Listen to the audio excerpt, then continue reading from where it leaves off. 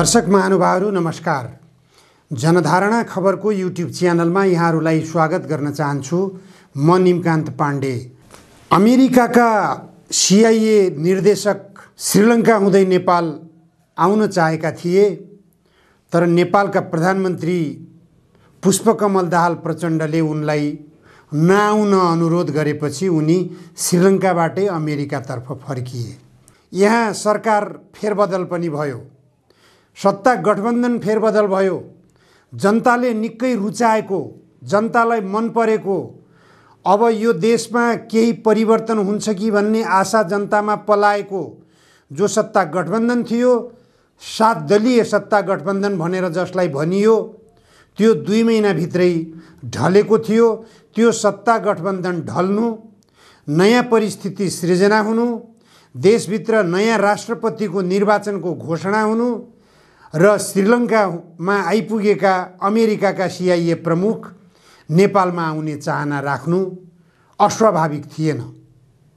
यो निकै रहस्यमय योजनाबद्ध थियो भन्ने कुरा बुझ्न सकिन्छ। अमेरिकाको चासोमा नेपाल परिरहेको छ। अहिले मात्र होइन, 6.5 दशक पहिले पनि, अथवा 64 वर्ष पहिले अमेरिकाको चासोमा नेपाल थियो, जसलाई हामीले खम्पा विद्रोहको रूपमा हामी बुझ्ने गर्दछौं। त्यो खम्पा विद्रोह के थियो भन्ने कुरा निकै रहस्यमय छ। खम्पा विद्रोह बारेमा केही जानकारी हुन आवश्यक छ। अहिले खम्पा विद्रोहको मुख्य थलो मानिएको मनाङ मुस्ताङ क्षेत्र, त्यहाँ भारतले बौद्ध विश्वविद्यालय निर्माण गर्ने भनेर तयारी भइरहेको छ। त्यसकारण पनि खम्पा विद्रोहको चर्चा हुन जरुरी छ। के हो खम्पा विद्रोह, त्यो बारेमा म सविस्तार आज जानकारी गराउने छु। भारतले मनाङ मुस्ताङ क्षेत्रलाई केन्द्रित बनाएर त्यहाँ बौद्ध विश्वविद्यालय स्थापना गर्नुको कारण के हो? के भारतीय नागरिकहरूलाई त्यहाँ बौद्ध धर्म पढाउनको लागि? अवश्य होइन। किन त? त्यहाँ बौद्ध विश्वविद्यालय निर्माण गर्नुको मुख्य उद्देश्य हो चीनलाई कुनै पनि तरिकाले नेपाली भूमि प्रयोग गरेर अवरोध गर्ने, चीनलाई अस्थिर बनाउने, चीनको विकासको गतिलाई अवरुद्ध गर्ने र नेपाललाई युद्धस्थलमा परिणत गर्ने। यो प्रयास मैले अघि भनिसकेँ 6.5 दशक पहिलेदेखि नै भइरहेको हो। के हो 6.5 दशक पहिलेको खम्पा विद्रोहको प्रसङ्ग? यस विषयमा म आज सविस्तार वर्णन गर्छु। तिब्बती सीमावर्ती नेपालका जिल्लाहरूमा 2वटा शासन थियो भन्ने त्यो बेला चर्चा चल्थ्यो। एउटा श्री 5 को सरकार, अर्को खम्पा विद्रोहीको सरकार। श्री 5 को सरकार वैध सरकार मानिन्थ्यो र खम्पा विद्रोहीको सरकार अवैध सरकार मानिन्थ्यो। श्री 5 को सरकारको पातलो उपस्थिति हुने ती गाउँहरू अथवा मनाङ मुस्ताङ क्षेत्रका गाउँहरू खम्पा विद्रोहीको कब्जामा थियो र खम्पा विद्रोहीहरूको ताण्डव पनि थियो। श्री 5 को सरकारको मुखै नदेखी जुनी बिताउने त्यहाँका सर्वसाधारण लामो समयसम्म खम्पाको कष्ट झेल्न बाध्य थिए। 2015 सालको फागुन अन्तिम साताबाट प्रवेश गरेका खम्पा 2032 असार तेस्रो सातामा बिदा भएका थिए। व्यापक सैनिक दमनपछि स्वतन्त्रताका लागि भन्दै गरिएको तिब्बतीहरूको सशस्त्र विद्रोह असफल भयो। परिणामस्वरूप 30 मार्च 1959 मा तिब्बतका राजा 14औं दलाई लामाले जीवन रक्षाका लागि ल्हासा छोडे। अमेरिकी गुप्तचर संस्था CIA को सहयोगमा उनी 18 अप्रिल 1959 मा भारतको आसाम तेजपुरमा आश्रय लिन पुगेका थिए। घरमापा लगायत अरू धर्मगुरुहरू पनि नेपाल, भारत लगायत अन्य छिमेकी र युरोपेली तथा अमेरिकी मुलुकमा शरण लिन पुगे। भारतमा रहेका दलाई लामाले अमेरिकी र युरोपेली सरकारको साथ र सहयोग पाएपछि भूमिगत सशस्त्र गुरिल्ला तयार गरे। विद्रोहीहरू अधिकांश तिब्बतको खाम क्षेत्रका भएकाले खम्बा विद्रोही भनेर उनीहरू चिनिए। खम्पा विद्रोहीले तिब्बतमा वितण्डा मचाउन सीमावर्ती नेपालका भूभाग प्रयोग गरेका थिए। स्थानीयवासीहरूले भनेअनुसार गोर्खाको स्यार भोटको चुम उपत्यका र लार्के भोटको नुजी उपत्यका पनि उनीहरू सेल्टर बनाएर बसेका थिए। लार्केतर्फ स्यालाको जङ्गलमा करिब 40 जनाको डफ्फा बसेको थियो। त्यो ठाउँ हाल चुमनुब्री गाउँपालिका 2 मा पर्छ। हिउँदका बेला भने नामरुङ बजारभन्दा पारिपट्टि जङ्गलमा बस्थे। यो ठाउँ हाल चुमनुब्री गाउँपालिका 4 मा पर्छ। उनीहरू बर्खाको बेला स्यालाको जङ्गलमा शिविर बनाएर बसेका थिए। स्यार भोटको निले, डाक्युपारी र छेकम गरी 3 ठाउँमा त्यति नै सङ्ख्याका खम्पा गुरिल्लाको फौजले सेल्टर लिएको थियो। यी सबै ठाउँ हाल चुमनुब्री गाउँपालिका 7 मा पर्छन्। खम्पाहरूले हतियार, आर्थिक तथा प्राविधिक सहयोग र सैन्य तालिम पनि अमेरिकाबाटै पाउँथे। त्यति बेला नामरुङ चौकीमा काम गर्ने प्रहरी नारायण भक्तले सम्झना गर्छन्। घोडा चढेर हिँड्थे, जिउडाल पनि बडे मानको हुन्थ्यो, हेर्दै डरलाग्दा पेस्तोल भिरेका हुन्थे, मान्छे पनि एकदम रिसाहा जस्ता क्रूर देखिन्थे। हामी पनि त्यहाँ पुग्दा उनीहरू चुप्पी हानेर एकजना मान्छे मारिसकेका रहेछन्। त्यसैले खम्पा भनेर गाउँले थुरथुर हुन्थे, खम्पासँग डराउँथे ती गाउँलेहरू। तर नेपाल प्रहरीसँग उनीहरू न्यु खोज्दैनथे। खम्पाहरू नेपाल प्रहरीलाई देख्दासाथ तर्सिन्थे। चौकीनेर आइपुगेपछि घोडाको रेस बढाएर जान्थे। उनी स्मरण गर्छन्, आम्ने सामने भए भने खम्पाहरू जिब्रो झिक्थे। अलि डराए जस्तो, लाज माने जस्तो गरेर हाँस्थे अनि जान्थे। उनीहरूको चलनै त्यस्तै हो कि झैँ लाग्थ्यो। प्रहरीको काम शान्ति सुरक्षा कायम गर्नु थियो। उनीहरूलाई निशस्त्र बनाउनु भन्ने सरकारको आदेश हुन्थ्यो, तर व्यवहारमा कठिन थियो। खम्पाहरूलाई निशस्त्र गर्न निकै कठिन थियो। भिडेर हतियार खोज्न सक्ने अवस्था थिएन। आफूले मन पराएकी नामरुङकी एउटी युवतीलाई मन पराउने लार्के भन्सारका बहिदार रामेश्वर अधिकारीलाई खम्पाले चुप्पी हानेर मारेका थिए। लोहो गाविसका पूर्व अध्यक्ष समेत रहेका 69 वर्षका तेन्जिनल नोर्बुले पनि खम्पा विद्रोह बेहोरे। उनीसँग त एक फेर झगडै भयो। सबैजना खैरो रङको युनिफर्म लगाउँथे। उनीहरूलाई रासन पानी, पकेट खर्च र हतियार राति राति अमेरिकाबाटै आउँथ्यो। उनी सम्झन्छन् कसले ल्याउँथ्यो, कहाँबाट भेटेर दिन्थे। हामीले देख्दैनथ्यौँ तर सुन्थ्यौँ अमेरिकाबाटै आउँथ्यो। राति राति अचानक तिब्बत गएर आक्रमण गरेर फर्कने उनले बताए। अचानक जान्थे तिब्बतमा सरकारको खाद्य गोदाममा, ढ्यान्डुम हान्थे अनि लुटपाट मचाउँथे। लुटेको सामान यहाँसम्म ल्याउँथे। कुटपिट गर्ने, हान्ने, मार्ने गर्थे। उनीहरूको पनि तह तह हुने रहेछ। बदमासी गर्थे भन्ने सुनेको थिएँ, तर मैले चाहिँ बदमासी गरेको थाहा पाइनँ। एउटी केटीको बारेमा हानाथाप भएपछि एकजना कर्मचारीलाई चुप्पी हानेर मारेको विषय उनलाई थाहा छ। आफ्ना कुनै पनि गतिविधिबारे स्थानीयवासीलाई सूचना दिँदैनथे। हामीले सोद्धा यता जाने हो भने उनीहरू उता जान्थे। सोझो बोल्दैनथे। उनी भन्छन् गाउँलेसँग पैसा, खाद्यान्न सरसापट चलाउँथे।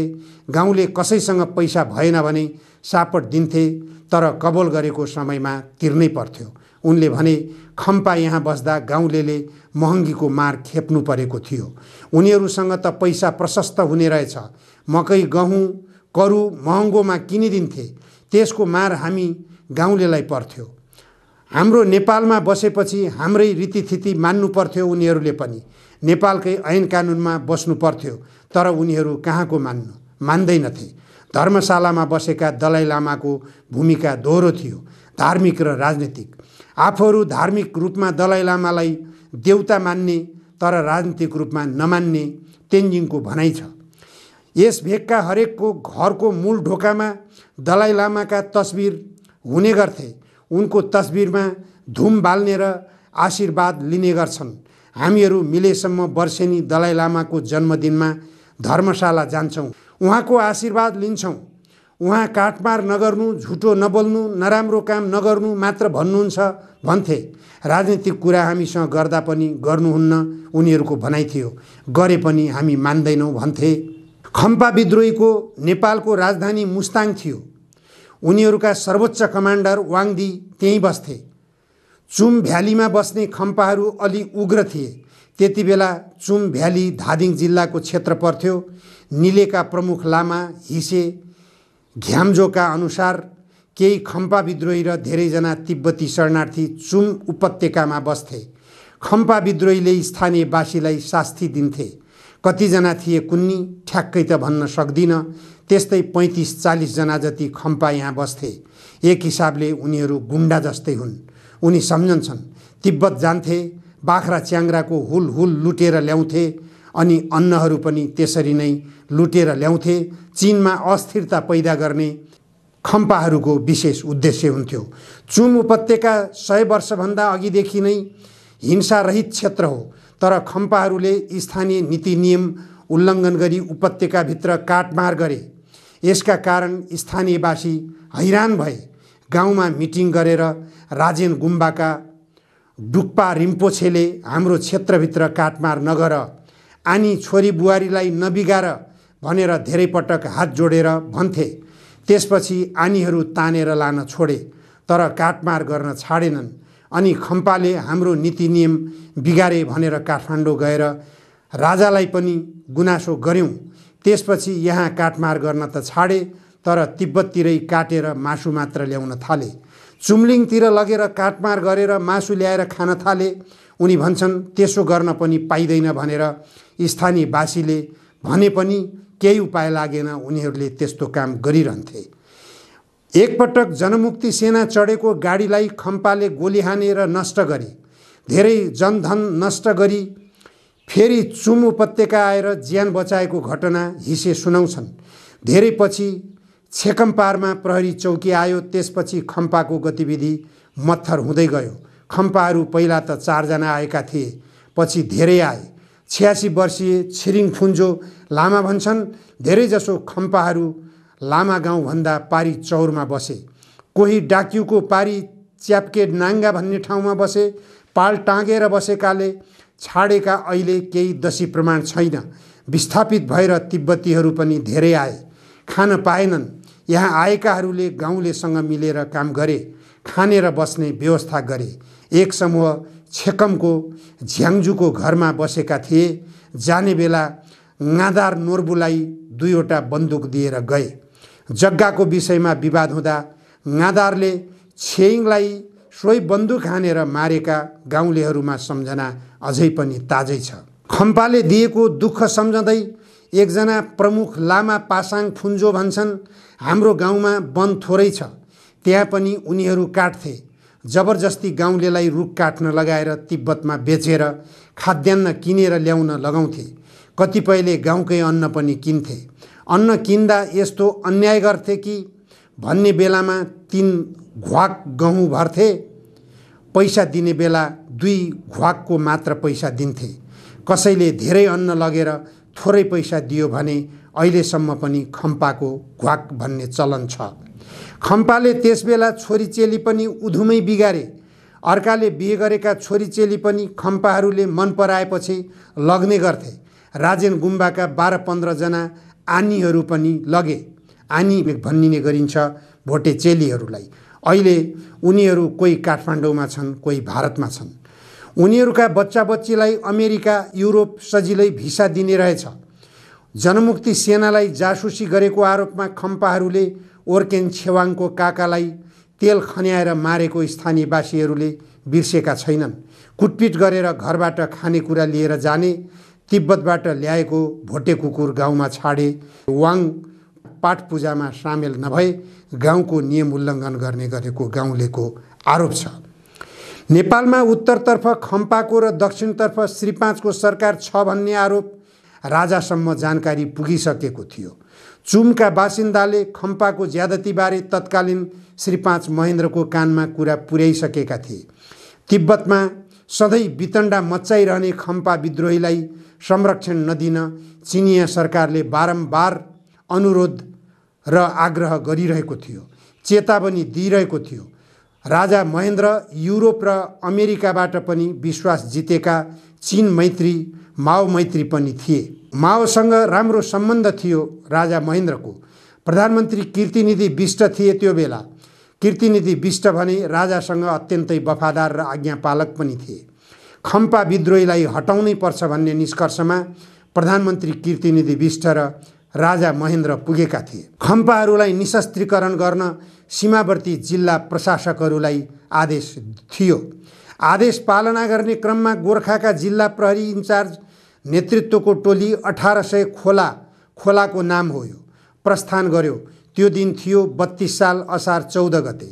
इन्सपेक्टर गुन्जबहादुर खत्री, एक हवलदार र 4 सिपाही गरी 6 जना टोली लार्केतर्फ हिँड्यो। हाल गोर्खा नगरपालिका 6 छहरे निवासी सिपाही टोपबहादुर पाठक पनि सोही टोलीमा थिए।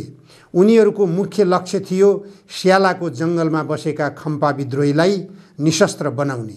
हामी यहाँबाट इन्सपेक्टरको कमान्डमा एक हवलदार 4 सिपाही गएका थियौँ।